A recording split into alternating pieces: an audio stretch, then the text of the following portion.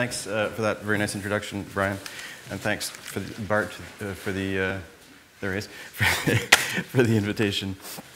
So just a word of context. This is a sort of a long. This paper is a short version of a long, sort of parenthetical chapter in a book that I'm in the process of writing on the concept of possibility in Hegel, Adorno, and Heidegger. And the link here that some of which I'll sketch.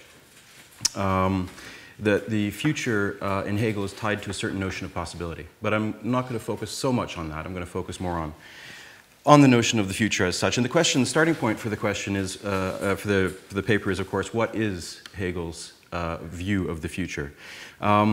This question is an old one, I think quite an old one, but it's a question that persists, I think, today, in spite of a number of recent and also older arguments in defense of the future in Hegel's thought.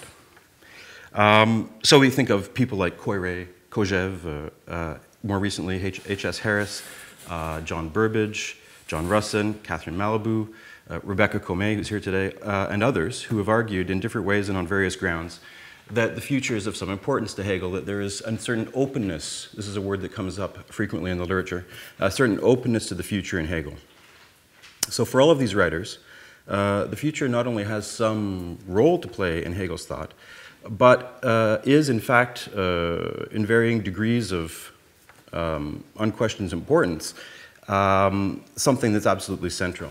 And this is what seems to me, this is not obvious to me, that the future is of this kind of importance in Hegel.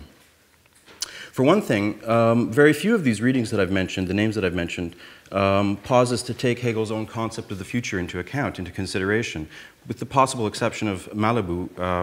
And even then, when she talks about the future, it's only in a certain vague, sort of cursory fashion, and always in order to displace this concept of the future onto her concept of plasticity, which it strikes me is to load the dice in favor of the answer that she wants to give to the question of Hegel's future. Anyway, in general, in these writers' commentaries, very few passages are cited in which Hegel speaks of the future. And instead, openness to the future is attributed to Hegel on the basis of more or less indirect evidence. But as I'll try to show you, it's not at all clear that such openness can be squared with Hegel's own view of the future. So there are a number of historical and textual counter-arguments that make it impossible to accept any affirmation of the primacy of the future in Hegel. And I think even the notion of the openness of or openness to the future should be regarded with a great deal of caution. I think we should first of all recall that prior to Koyré's 1934 claim, often we trace this back to this notion of the importance of the future, or the primacy of the future, back to Kojève and ultimately back to Koyré. Prior to Koyré's 1934 claim, this claim then that accords a certain priority to the future, Hegel's philosophy was in general considered to be deeply inimical to the future. And so in this vein, we think perhaps of the young Hegelians we were talking about this morning, most of whom understood Hegel's philosophy to be entirely closed to the future, in fact. Rudiger Bubner says that left it to them, then, the young Hegelians, to bring this philosophy to completion in a future philosophy of action. So it's reclaiming the future, as it were, from Hegel's relegation of that concept. From a different point of departure, and more recently, Dominique Janicot cast doubt on any priority, any emphasis of the future, even in the early Hegel that so interests people like Koyré and Kojève, and from which we find this notion in these writers of the priority of the future. And Janicot mentions something then that very few other people, among the ones that I've mentioned, very few other people say or remark upon, namely, and this is the first quotation on the handout, that the word future, Zukunft, the word future this is Janicot now, very rarely issues from the master's pen, as he says. For Janicot then, Janicot who focuses on the early arguments in favor of this primacy of the future, so-called primacy of the future in Koyré, Kojève, any apparent emphasis on the future is just, for him, for Janicot, a fleeting aspect of the overall dialectic. So although Hegel says, for example, in the Jena logic, that the future is the essence of the present, and this is one of these key quotations that is often cited, the future is the essence of the present, Janicot will say that it's only because it's the true potentiality of the present that we can say that it's the essence of the present, that the future is the true potentiality of the present, subordinated to the living actuality that defines it, that gives it its content. There's no priority here. There's no precedence, except except in the sense that there is something within the present that then comes to expression. So the relationship is not one of priority or one of precedence, but rather of determinate self-development. So when Hegel speaks of the essence of the future, this is the explanation we need to give then of this idea. Essence means something like determinate, self-deploying content and not some kind of priority-wielding quintessence. And this strikes me that this must be right. But it's not in itself a decisive answer to the question of the true status of the future in Hegel's writings.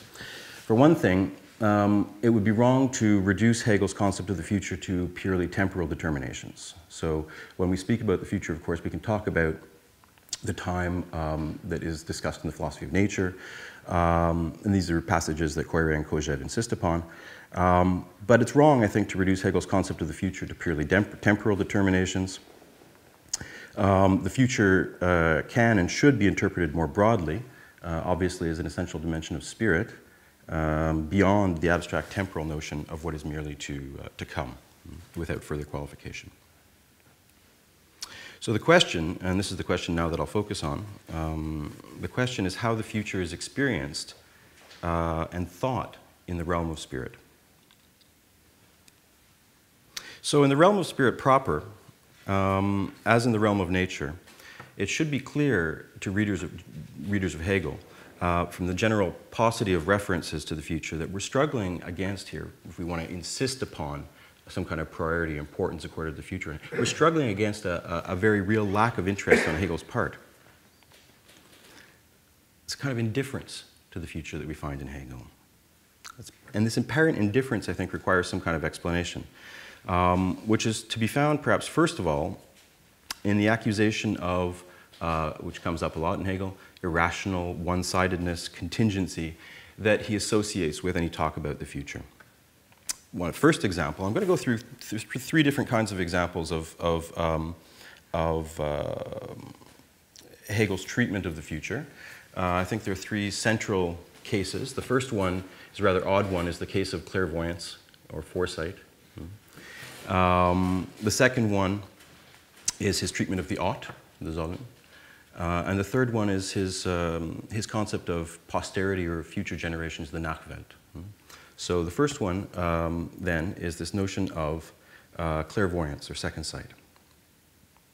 So what does Hegel have to say, then, about these kinds of approaches to the future? Well, it's what you might expect. Foresight or foreknowledge, he says, second quote, is an impossibility. It's not the correct way to relate to the future. It's an impossibility for what is as yet only in the future and is therefore a mere in itself, simply cannot be an object of perceptive intellectual consciousness, end of quote. So the problem here is that in general, something merely imagined to be the true outcome of the present is in no way tied to the true content of the present. Moreover, I think in Hegel's critique of clairvoyance, of second sight, and so on, there's a kind of disavowed contingency that's at work here. So disavowed contingency, what does that mean? A or not A? A or not A will happen at some point in the future. This is the contingency of possibility. A sea battle will either take place or not take place tomorrow. But the psychic denies this ambiguity of the future, A or not A, sea battle or no sea battle. The psychic denies this ambiguity that's proper to the future and declares something more determinate to be the case. Declares that something more determinate will come to pass. And of course, something more determinate will indeed come to pass, though often it's not what we think.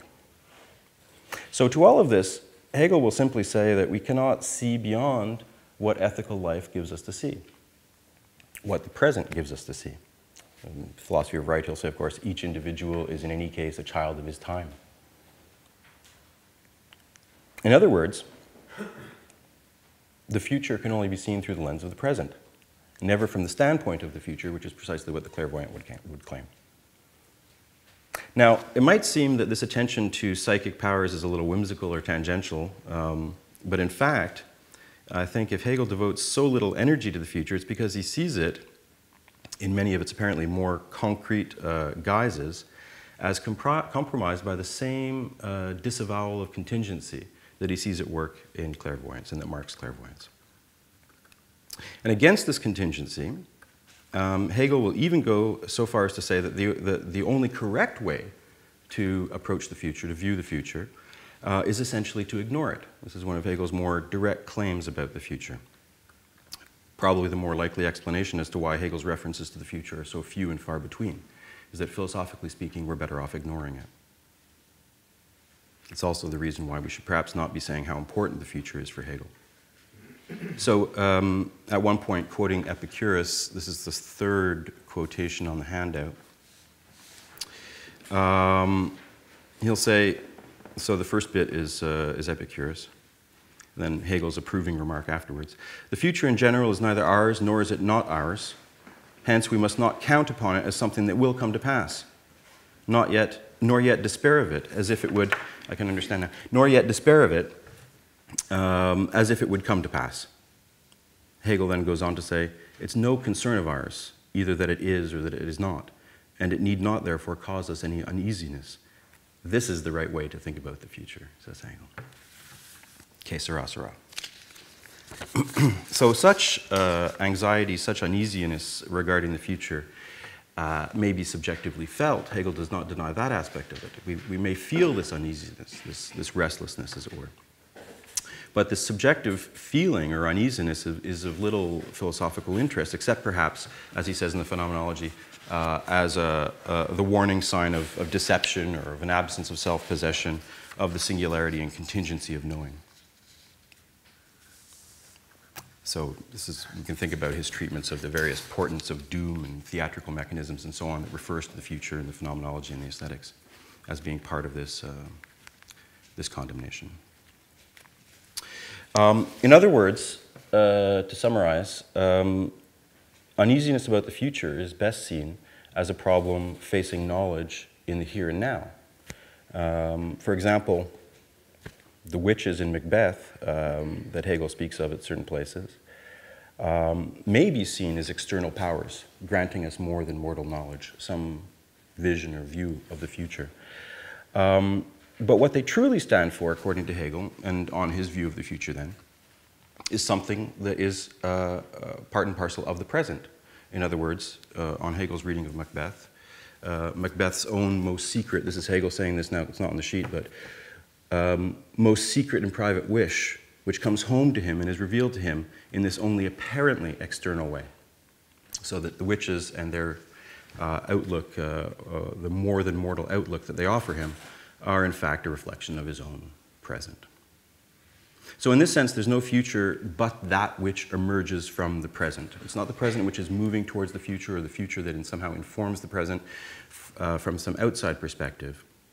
The future, the only future that matters, is the one that emerges from the present, the one that is part of action and circumstance, and one that, for that very reason, is open to misinterpretation due to the one-sidedness and fragility, contingency of knowing, of consciousness.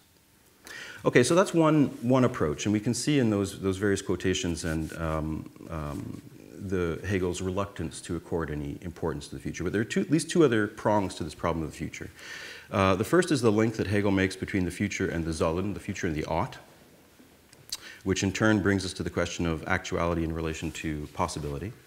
And then the other prong is Hegel's concept of, as I mentioned, posterity or future generations, this concept which seems to refer us to a future that belongs to others, to other people, to future worlds, for example, future ethical life, to which spirit must, in some sense, be open.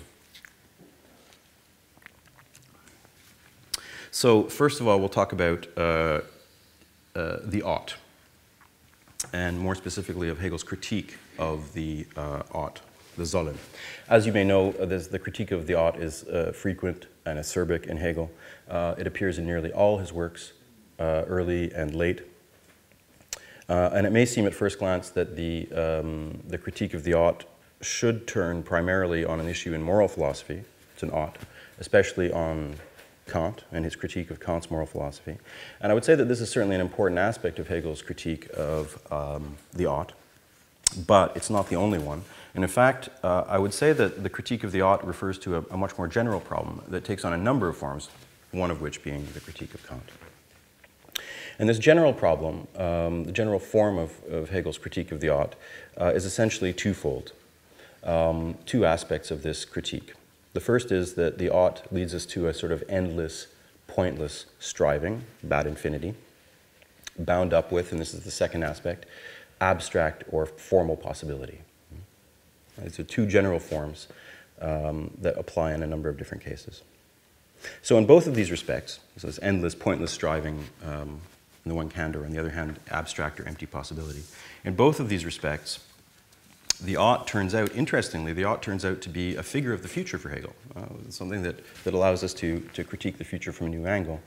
A figure of the future bereft of any real connection to the living present, to actuality. Leaves us lost, as it were, in the errors of one-sided, empty ratiocination, as Hegel says. So in the science of logic, Hegel addresses the ought, first of all, very early, actually, in the doctrine of being, in relation, as you may know, to the concepts of limit and limitation, Grenze and Schranke. And in the first instance, interestingly, the ought is not presented as a particularly problematic concept. The ought is presented more as a way of characterizing the self-transcendence proper to becoming, the self-transcendence proper to being itself. So the ought, first of all, names something like the motor of development, the motor of development that's proper to anything that is something, a something whatever, an etwas, as Hegel says, as this something expresses itself in the course of its unfolding. So in this first or initial presentation of the ought, what ought to be is at once the expression of a restriction and the possibility of overcoming this restriction. This is how we need to see the ought, first of all, in this very simple way. The ought names something that ought to be realized, that must be realized. Something that remains to be realized, something non-actual, but whose actualization is posited as possible and perhaps necessary, and is therefore conceived as the negation of this restriction. Hegel says at one point, what ought to be is, and at the same time is not. So this is a very simple, very general way of talking about the ought. However, at this early stage of the logic, the main purpose of this description is not to, for example, to put the focus on modality, but to allow us, which is where he takes it later on in the text, of course. The main purpose at this early stage is to allow us to see the infinite at work in the finite, within the workings of the finite thing in its becoming, rather than as abstractly opposed to it. So in its self-development, on Hegel's view, the finite something meets its limit, which is a restriction for it, and overcomes it in an act of self-sublation, and thereby rejoins itself, as he says, and goes on to encounter new restrictions that the something will overcome in turn or not in the process of its self-becoming. Of course, this is nothing more than a way of talking about being in the act of becoming. It's a description, using the language of the ought, of being in the act of becoming. And this is what Hegel calls, at this stage, affirmative being. So this ceaseless movement of being,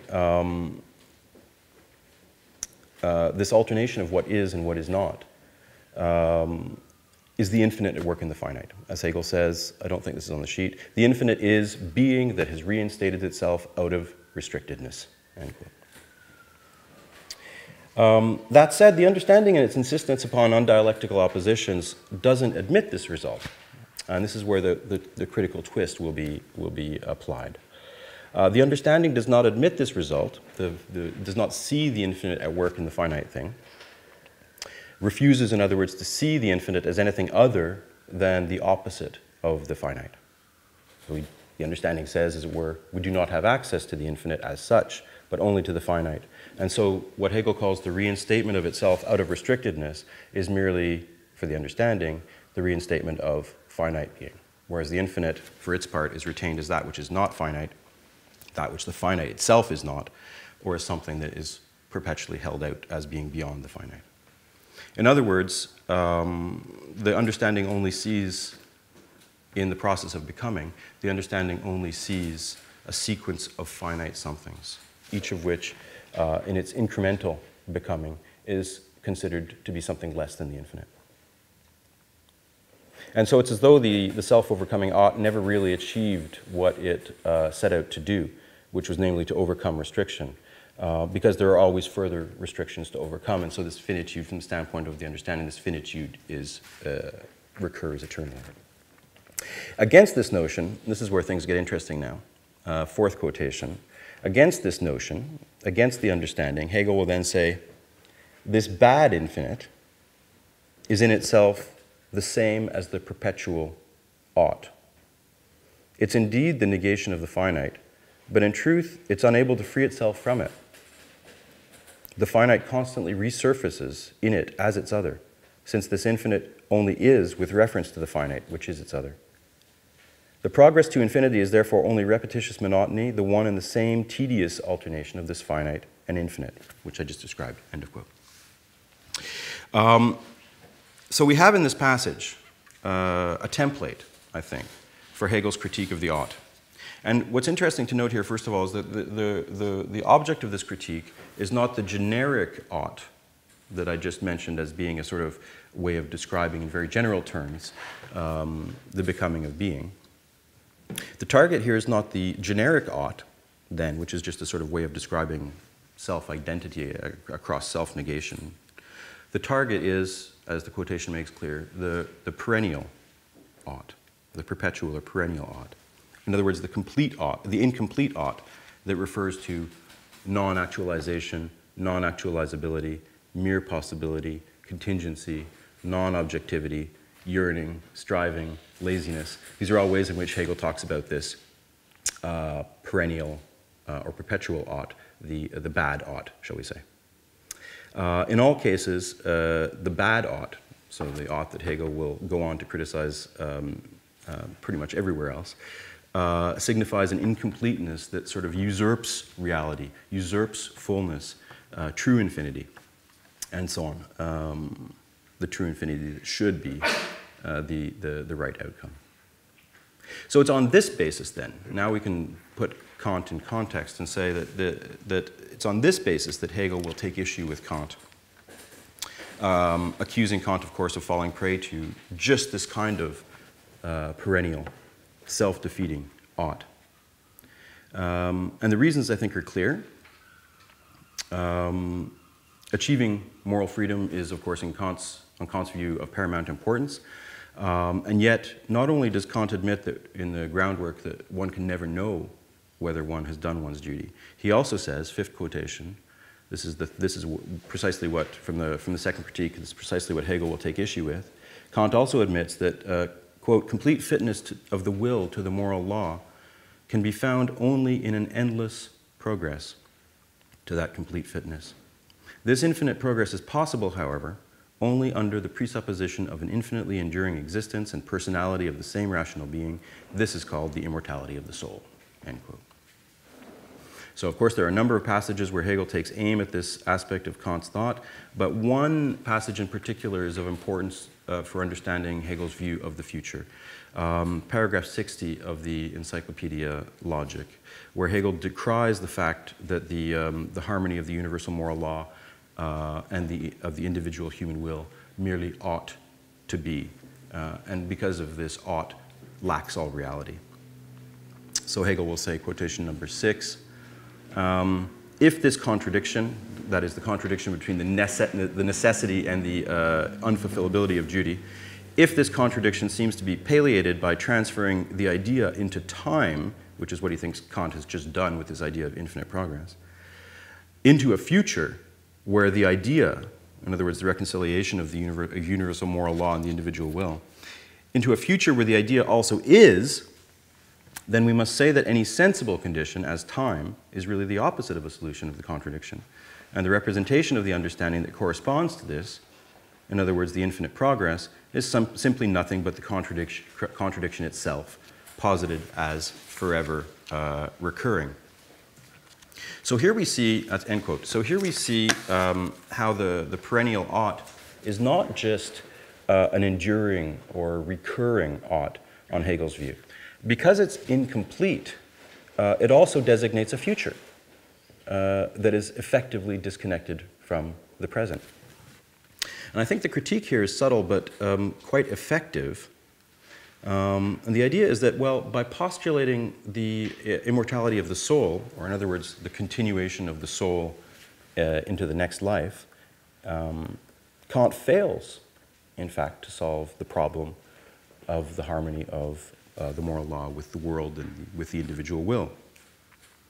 And Hegel's point, of course, then, is that progress unto infinity is the mere promise of achievement, not the achievement itself, and is thereby indiscernible from the recurrence of the contradiction unto infinity.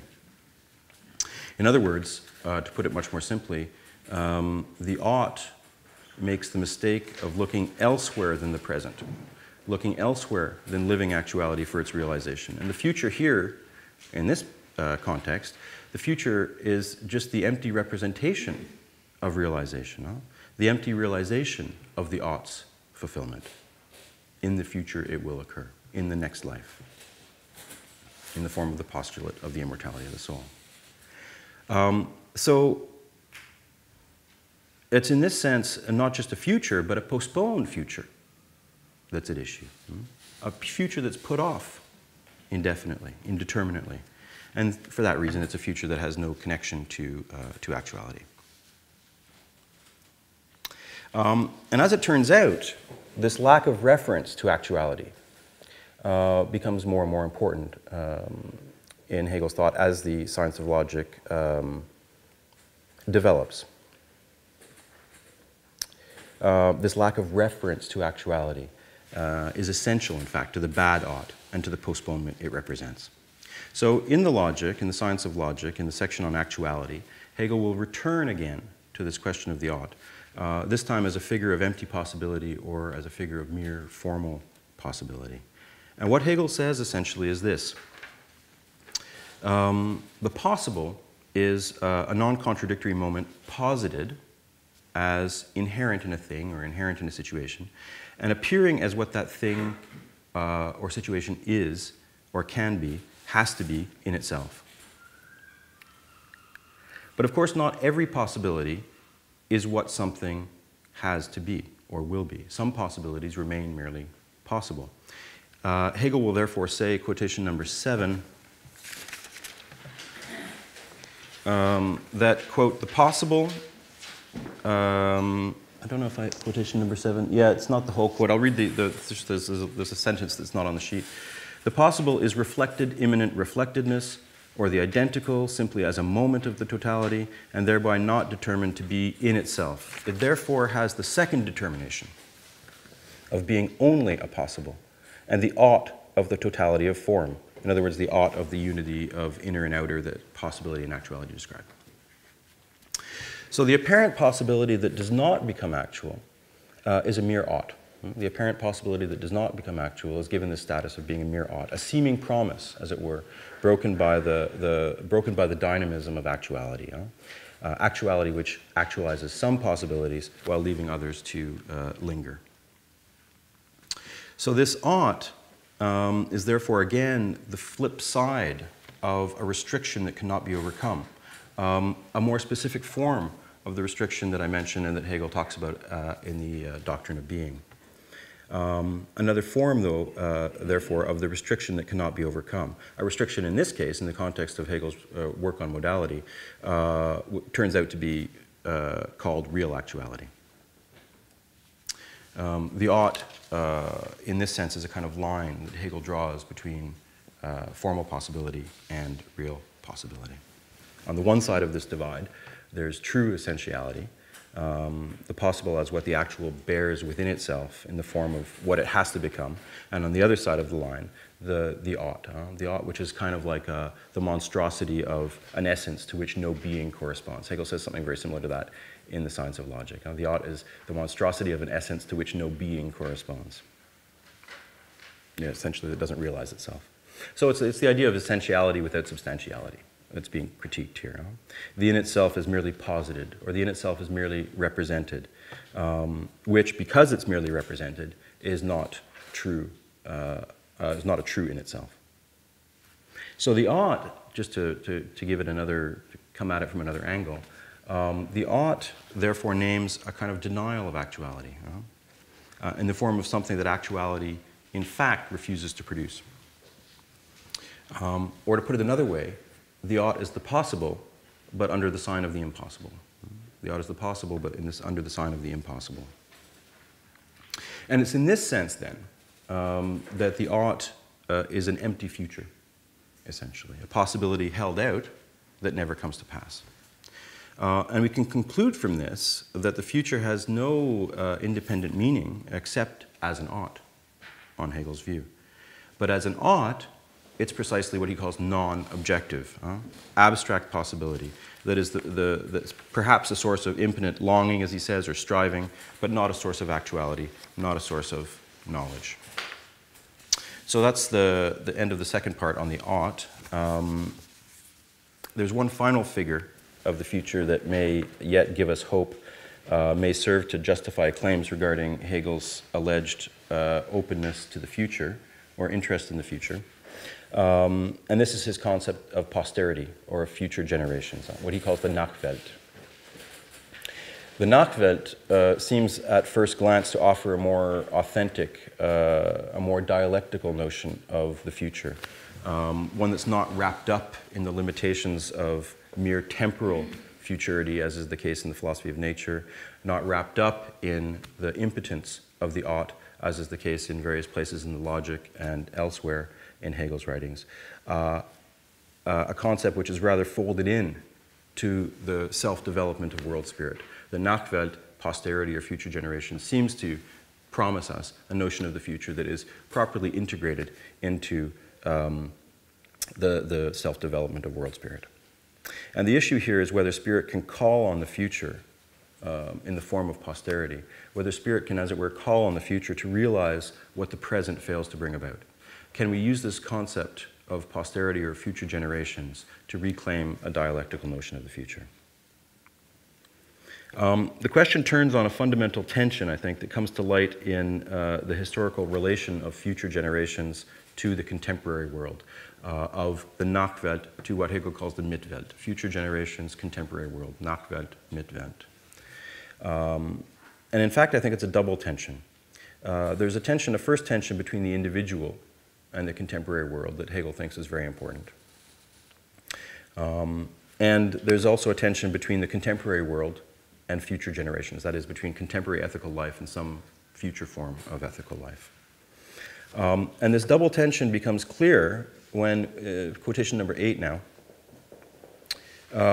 when in the present we begin to discern the rise of what Hegel calls, quote, a new world, a neue Welt, whose principle stands in contradiction to what has gone before and disintegrates it, end quote. So it seems here in this quote that there is a kind of relationship, positive, interesting, dialectically charged relationship to the future. It's this discernment of a new world, something that has yet to be realized, something that must come about, that has not yet come about, and that in fact supersedes, disintegrates contemporary ethical life. So Hegel, of course, gives us many examples of this kind of process. I'm going to just stick to one very simple one, the example of Socrates, who provides an illustration of what's at stake here. So on Hegel's reading, Socrates' principle of subjective truth and certainty wounds, as he says, verletzt, wounds Athenian ethical life. And the principle, the subjective principle upon which Socrates operates, of course, is what Hegel says is formally the principle of the Delphic oracle, know thyself, but which is transformed by Socrates into a more radical notion, what Hegel calls a new God. Socrates' new God. A God that signals a collision, it's a very interesting word in Hegel, collision, this new God, this appearance of a new God, that signals a collision of ethical powers. The two ethical powers being, first, the absolute right of self-certain spirit, Socrates, versus the absolute right of the state, of Athenian ethical life. But in this conflict, which is at the same time a sort of desperate struggle for the survival of a world which is waning, a world growing old, it's clear that the individual is outmatched. Socrates' death, on Hegel's view, is meant to be understood as the natural, inevitable result of this collision of individual and state, this collision of a new God with the old gods. But Hegel adds a crucial qualification. It's quotation number 9 on the sheet. He says, quote, "It's only the individual and not the principle that is negated. And the spirit of the Athenian people did not, in the removal of the individual, recover its old position. The principle itself will penetrate later, später, if in another form, and elevate itself into a form of world spirit," end quote. So this is very interesting for this topic of the future, of course, right? This adverb later, and the delayed reappearance of the principle. Nachher, this principle, that nachher auftreten is how Hegel puts it. So this principle that only penetrates or appears later.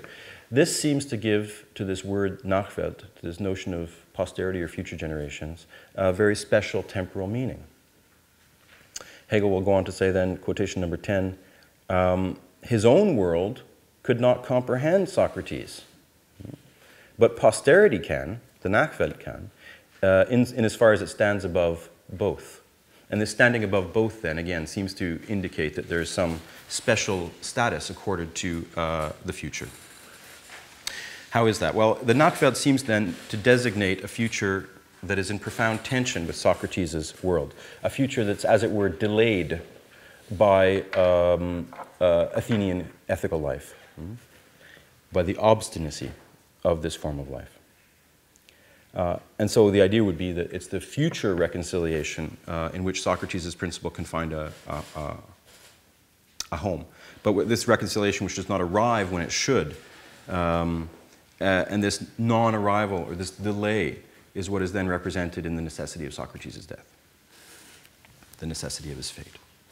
So the Knockbed on this reading would refer us to a delayed future, a future to which spirit would then have to be radically open in moments of crisis. But I think there's good reason to believe that this is not quite what Hegel has in mind. In other words, this openness to this future, to what has not yet been actualized. I don't think this is what Hegel has in mind when he uses the word Knockbed. So there's a couple of passages that I'd like to talk about in the remaining time that perhaps point us in the right direction. First of all, there's a key passage at the end of the very well-known passage at the end of the preface to the Phenomenology, and a couple of passages, well, one in particular for the purposes of this talk, from the Waste Book, probably from around 1806, that may help us to understand what's going on. So the key passage from the Phenomenology is the following one, the passage in which Hegel reflects on the reception he expects for his own book, right? For the reception he expects for the Phenomenology. So this is quotation number 11. He says, quote, "If today the level of general insight is more developed, if the curiosity of the public is more alert, and its judgment delivered more quickly than ever, such that the feet of those who will bear thee out already stand before the door, we must distinguish this from that slower effect which corrects both the attention caught by grandiose declarations and dismissive scorn. It will eventually give to some a contemporary audience, while others will soon find that they have no future, no Knockbed, no posterity," end quote. So, see, in the context of the end of the preface, we know what's going on here. The passage speaks to those who are too quick to judge based on the criteria that are most familiar to them, the criteria of their world, the criteria of their ethical life, which may well be an ethical life which is in the process of transformation or in the process of decline. And Hegel, in this passage, I think, very nearly casts himself in the role of Socrates, in the sense that he has no illusions about not offering to the public self-appointed representatives what they are accustomed to receive. But clearly, it's not they who are fit to judge, says Hegel. Another slower temporality is in effect here. So there are a couple of passages from the Waste book that I think will help us to delve a little more deeply into what this notion of Knockbed is. As I said, I'm only going to focus on one. It's an aphorism that was perhaps written as a sketch of what is said at the end of the preface. And the idea in general is that the Knockbed is not so much the missing criterion by which the past and present can be rightly judged, as seems to be the case with Socrates' principle. The idea, I think, is rather that the future, the Knockbed, must be seen as emerging from, and therefore as a part of, the very world that denies its existence. So Hegel says in the aphorism in question, this is the last quotation on the sheet, quote, "Our future, our Knockbed, our posterity, is the next mass. Just as things are coming thick and fast in the realm of reason, so in the mountain view we can discern the river's approach. Pereserum quia ferente sunt ante Ianuum." They whose, this is the same quotation that he uses at the end of the preface, "They whose feet shall bear thee out are at the gate." End quote. Now, it's a very obscure aphorism. Even when we look at it in parallel with the seemingly similar quotation from the end of the preface, it's quite obscure. But I think three main points are made in this aphorism. So the first is that Hegel's here talking about his view of the future in the form of the Knockbed, this figure of the future.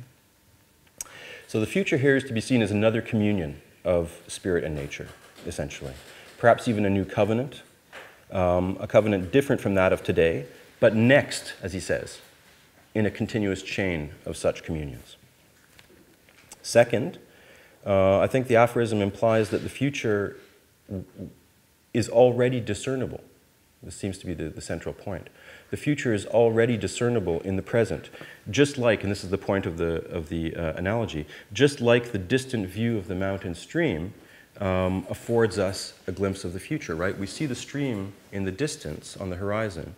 That stream we see now, but that water is the water that will only flow by us in the future. Mm-hmm. That's how we should relate to the future. We see now is just a different perspective on what will come later, as it were. In other words, just to say that again, to make the point more clearly, the future is here nothing more than an unusual perspective on the present. The future is nothing more than an unusual perspective on the present. And similarly, in the other comparison that Hegel makes in the aphorism, in the realm of reason, he says, we may have trouble discerning in the quickening succession of philosophical theories. And we think here of it's Wolff, it's Kant, it's Fichte, it's Schelling, and so on. We may have difficulty discerning in this quick succession of theories what that evolution means, what reason holds in store for us, as it were. But Hegel's point again here is that whatever that is, whatever this quickening succession of theories holds in store for us, it must already be in that succession, not somewhere else, not in an utterly inconceivable future. Third point I think he's trying to make in this aphorism concerns this recurring image of feet and judgment standing at the door, and Hegel's Latin paraphrase in this context. So the reference here is to the book of Acts, and the passage in question tells the story of the apostles who, after the death of Jesus, asked their followers to sell all their possessions and to give the proceeds to the community. And the story that's told is that one man and his wife, Ananias and Sapphira, conspire to withhold some of their money from the community. Peter catches Ananias in the lie, and in catching him in the lie, Ananias falls down stone dead, and he's carried out by the apostles' followers. And later Sapphira appears, ignorant of what's happened to her husband, and she then is asked by Peter whether the money that Ananias gave was the true amount, whether or not some money was withheld. She's caught in the same lie, and she also falls down stone dead. At which point the quotation comes in, "Hark, the feet of those that have buried your husband are at the door, and they will carry you out." So the meaning of the story, I think, as Hegel sees it anyway, seems to be the following. To remain stuck in an obsolete actuality, to keep back, to withhold some of the money. To remain stuck in an obsolete actuality is to refuse the kingdom of God, the next kingdom, the next mass. But at the same time, I think it's critical to point out that the representatives of the future here already present, right? This is the whole point of this. The representatives of the future are already present. It's they who will quickly carry out the empty husks of those who are unable to make the transition to the new life, which is already in the process of arising. So the unequivocal point of the aphorism, I think, is that the Knockbed is not a world to come, not a missing criterion of reconciliation, not a promise of something that has not yet been actualized, something that's held back, as it were, by time or by spirit or by the world or by ethical life. Rather, the Knockbed is the next world as it is already prefigured, exhausted in this prefiguration.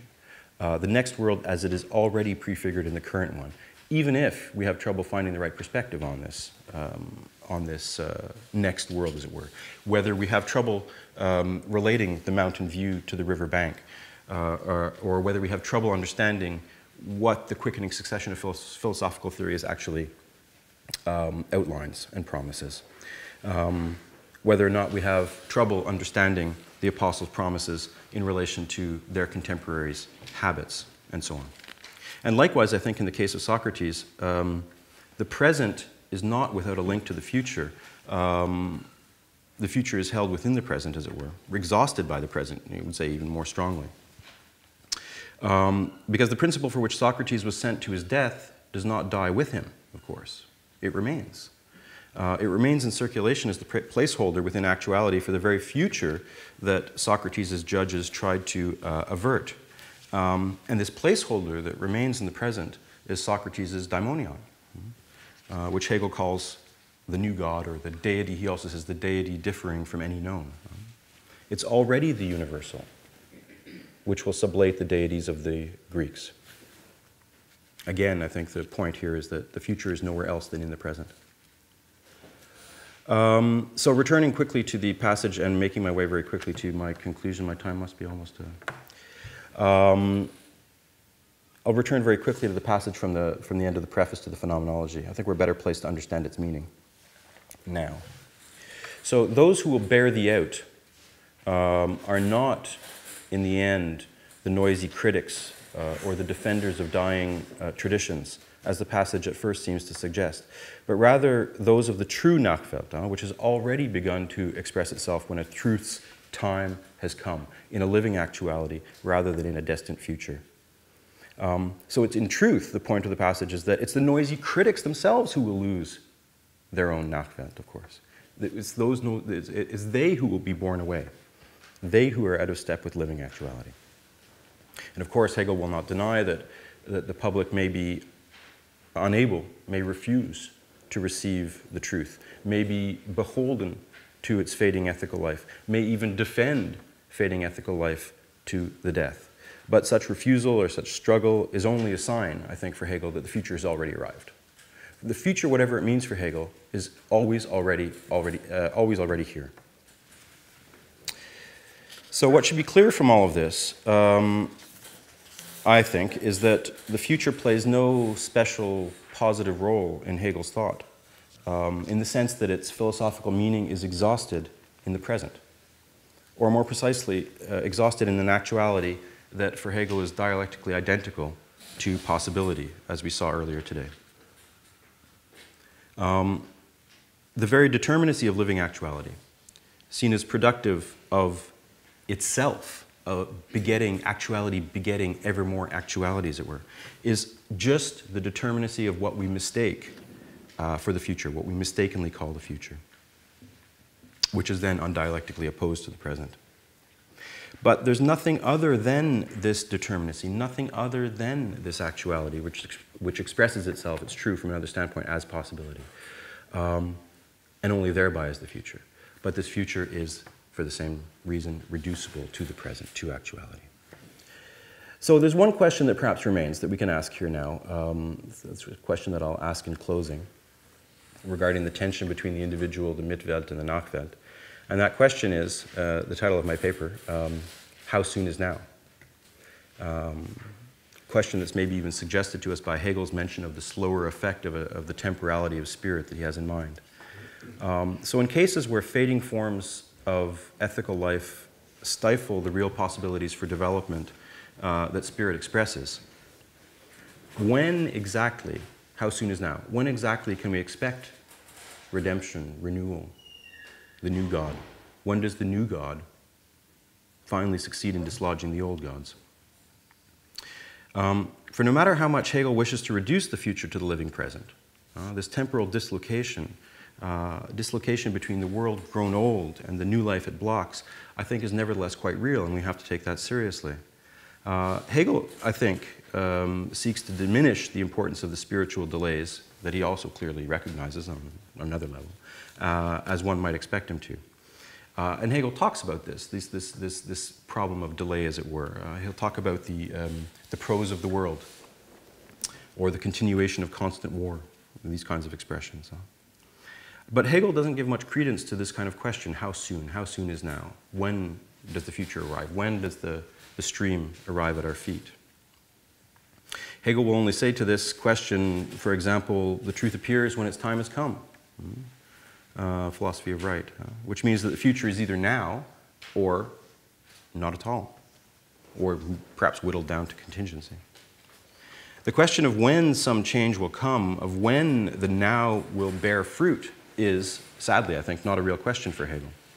But we should perhaps wonder whether the subordination of the future to the present, which is itself, I think, a manifestation of the old Aristotelian priority of actuality over possibility. We should wonder then, I think, whether the subordination of the future to the present is not too high a price, perhaps, to pay for temporal and metaphysical stability. Is the effacement of the future that we see in Hegel's writings, as the future, that is, as something different than the present, not also a denial of certain possibilities that actuality has failed to make real? The longer version of this paper and the book to which it's a contribution is in fact an argument in favor of such possibilities, against Hegel's view. Argument in favor of certain kinds of blocked or delayed or suppressed, as it were, possibilities. Possibilities of equality, justice, possibilities of the elimination of world hunger, and so on. We can't go too far with this, and I think, as Marx knew, for example, we can't look elsewhere than actuality for that which will finally succeed in changing actuality. But the fraught limit between the possibilities of the status quo and the suppressed possibilities of the different perhaps show us that consciousness cannot merely trust in spirit, as Hegel says, and as Hegel asks of us. Consciousness should perhaps ask itself whether the future that actuality produces is not, in fact, less actual, that the future, that blind trust in actuality perhaps makes it impossible to see. There we go. Thanks.